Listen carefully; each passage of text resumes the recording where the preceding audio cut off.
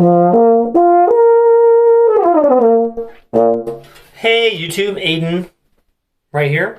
Welcome back to my practice room where I'm stuck for the next while. Reminder, if you want to lesson with me, there we go, you can see me a little better now. There we go. If you want to lesson with me, check the link in the description and we'll get you set up. Let's talk a little bit. I've had a bunch of equipment changes and I kind of wanted to wait until I had them all done and I was going to make a longer video, but I may as well get some of it out of the way now. And we'll start with this. I think I may have already talked about this, but now I've played it a bunch. I finally got a real mouthpiece for my stupid euphonium. I had been playing Schilke 5359, that's with a 53 rim and a 53 cup. And I really liked the sound that I got. It's just like this really big, beefy tenor tuba sound, but it made my horn just not very fun to play. It's just really taxing. The high range was bad. And even the low range was actually not very good either. It just kind of like would stuff up. And so I finally got this. I've been looking for some kind of 3-sized Stephen Mead mouthpiece for like 5 years, and I could never find one that wasn't sold instantly, wasn't way too expensive, or like totally trashed. And I got lucky and found the latest variation of the Ultra series. You can look at that. Dennis Work Ultra.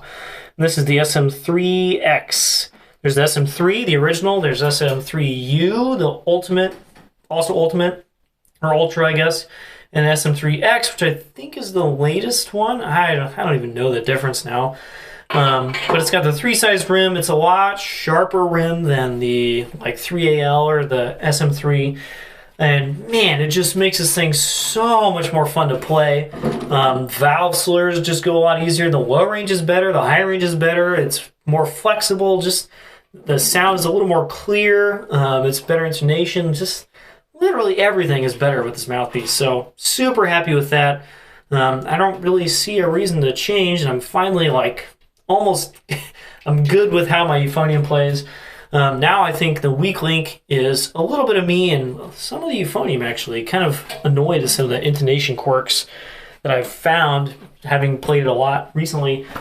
Check out some other changes. Large tenor trombone has not changed at all. So no changes there. The small tenor has not really changed. I've gone through a couple different 6.5 ALs. I had this Mount Vernon 6.5 AL, which is a really good one.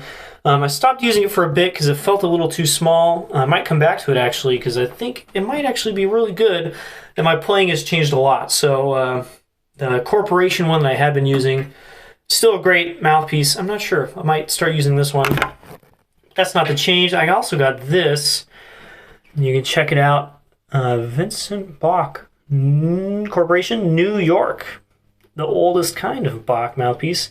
This is a 7C. A little smaller than I'm used to playing.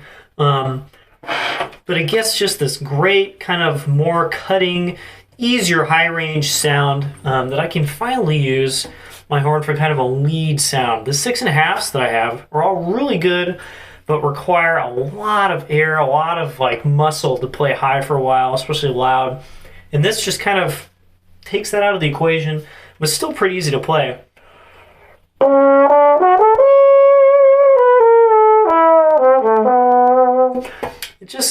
I can sing on it. I can play loud. I can kind of play nasty. I can still play low. The sound down low is pretty thin, and it doesn't have the response I like. It kind of gets the I don't even know what to call it.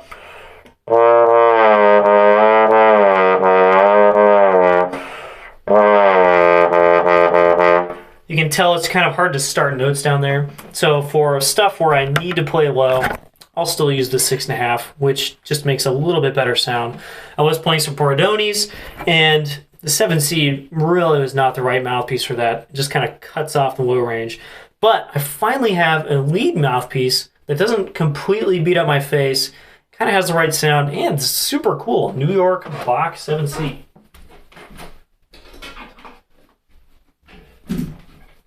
This one's kind of a big deal for me. I've been playing the same bass trombone mouthpiece for 2 years, 3 years now. I've actually lost track. I've been playing a Greg Black 1G .312 number 2 for quite some time now. And I've been stuck on this bass trombone since my other one is being made at the moment. And it just doesn't work with the Greg Black. I just kept trying, and I kept getting really frustrated. And then I went to NAMM and played the Greg Black and a bunch of other instruments. And I was like, whoa, these instruments, some of them, not all of them, played way better with the Greg Black than this does. And I was like, you know what? Maybe this horn just doesn't really want to play with that mouthpiece. So I put my ego aside, because my ego is tied in with that mouthpiece a little bit, and I tried everything that I had. And the Lasky 93D is the one that came out on top. I actually really like my 95D, which is even larger. It works really well on this too. Just a little big. I actually can play it pretty much the same. I'm not even sure why I'm not using it. But the 93 is a really great mouthpiece. Has this really beefy low range.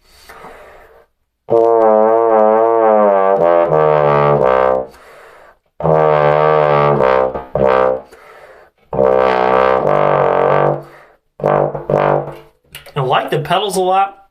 They're a lot more efficient than they are on the Greg Black. I can't make the same kind of just like beefy pedal sound on the Greg Black that I can on this.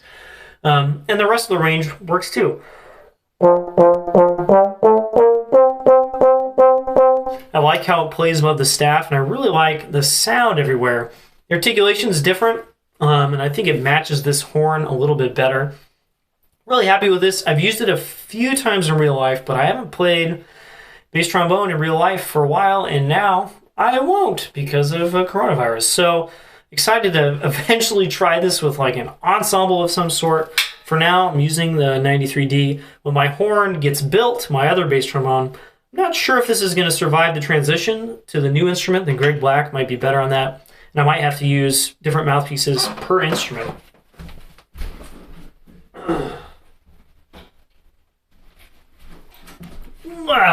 My friend Ben Hansen came and visited. He's an amazing tech based in the Seattle area. He's the one making my axial valve section for my other bass. He's done a bunch of work for me in the past, and he has just tons of cool stuff. And he brought some mouthpieces to try my Contra. He brought a Doug Elliott 120 rim and some underpart. I don't even remember what the specs were, and that played really well on my Contra. Previously, I was playing a Bruno Tills KB 2.5, which was a lot easier to play than my previous mouthpieces, which were Joseph Clear 2A and 2C. Wow, a lot of numbers and letters. And they just like didn't play very well, and the Bruno Tills played a lot better. But I realized after a while that it just didn't sound very good. It made kind of this harsh, kind of nasty sound, and it got a little tight down low. So I've been kind of looking for Contra mouthpieces, but looking for Contra mouthpieces is a lot harder than looking for kind of any other mouthpiece. And so he brought a couple things, and Doug Elliott played really well, like 10 times better than the Bruno Tills, and sounded better too, not 100% better, just a lot better. And he also brought this Bach 30CB. I think you guys can see that. Yeah, there we go. 30CB, which is a mouthpiece designed a long time ago for the Conn B-flat contrabass trombones, since Bach was making mouthpieces kind of for everybody. And originally comes with a Bach contrabass shank, which is its own size. It only fits those Conn contrabass trombones. And this has been ground down to a normal Morse taper bass trombone shank and then replated. So you can use this in a contrabass. And on this horn, man, it's awesome. It doesn't play quite as easily as the Doug Elliott that I tried, but it still plays a lot easier than the Bruno Tills and makes this giant sound in all ranges. And I probably can't play this to save my life right now, but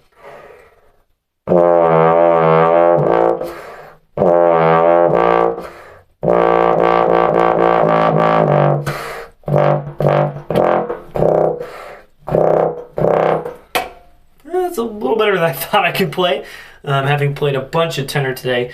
But man, it just makes such a better sound and makes this horn a lot more fun to play. Kind of that's the theme of the day is I keep running into my instruments. practice them a lot, and I'm like, I don't really want to practice this because it's not very fun. And then some part of it I'll change out, and that makes it fun to play again. And so far, like on my euphonium and this, it's so much more fun to play that I've put way more time into it recently than I ever have, because it's so much more fun to play. Let's check out something that's fun that's not mine. This is something I'm borrowing for a little bit. This is a Canstol B-flat bass trumpet. I'm going to make a video on bass trumpet in general and maybe this horn. It's not like I'm ever going to use it in real life, but it's a really cool instrument. And actually it plays a lot better than I thought it would.